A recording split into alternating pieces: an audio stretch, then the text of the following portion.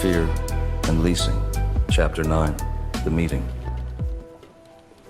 They say leadership is about vision, but on that particular Tuesday morning, my only vision was a shimmering aura of nausea and fluorescent light bulbs. The coffee tasted like melted batteries, the aircon had given up around dawn, and someone had drawn a crude pair of sunglasses and a mustache on the company mission statement in permanent marker.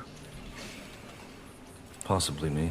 But still, I was standing at the front of the boardroom with a PowerPoint clicker in hand and a title I never asked for, Head of Property Management. My only preparation had been yelling, "What do we even do here?" into the bathroom mirror 20 minutes earlier.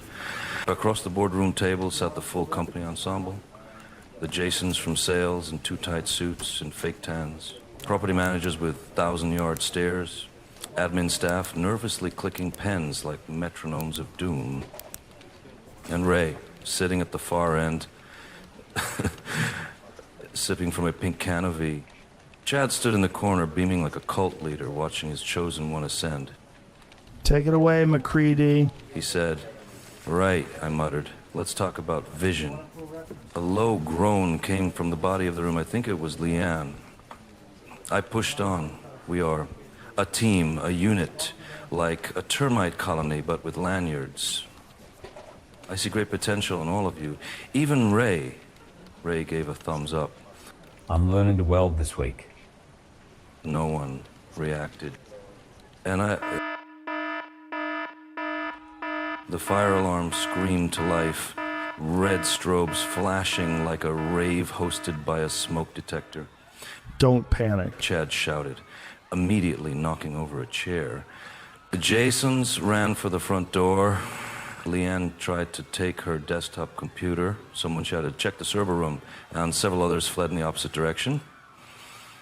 I grabbed a fire extinguisher, purely for aesthetic effect, and then from the chaos, "Where's Ray?"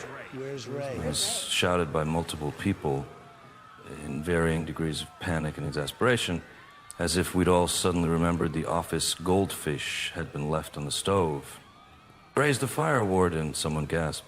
A wave of collective dread passed over us like a rogue weather front. Ray, whose practical skills began and ended with zip ties and YouTube tutorials, was technically assigned fire safety duties, but only because Chad thought it might help build confidence. We split up and scoured the building like a bad version of Scooby-Doo. No sign of him in the break room, just a smoldering banana in the microwave and a half-eaten cup of instant noodles sizzling beside a power outlet. Leanne found his high-vis vest neatly folded on the water cooler. He shed his skin. Then, just as I was about to suggest calling his mother, I caught a strange whiff of melting plastic near the end of the hall. I followed it to the storage cupboard, the one everyone pretended didn't exist because it smelled like expired toner and damp paper. I cracked the door. There was Ray in the flickering light, hunched over a sandwich press he had inexplicably rigged into a portable cooking station, extension cords snaked around him like vines in a cursed temple. On the press, something approximating a ham and cheese jaffle, blackened beyond recognition and fused with the heating plate. He looked up at me, eyes wide, proud. It was meant to be a team-building snack. Smoke poured from the press like a summoned spirit. Behind him, a small oscillating fan was clicking frantically, trying and failing to keep the smoke at bay. A Bluetooth speaker, perched on top of a box of expired tax folders, played Jimmy Barnes' Working Class Man at an unnecessary volume. "You started the fire with a toasty press?" I asked, stunned. Ray shrugged. It said non-stick. Does that not mean fireproof?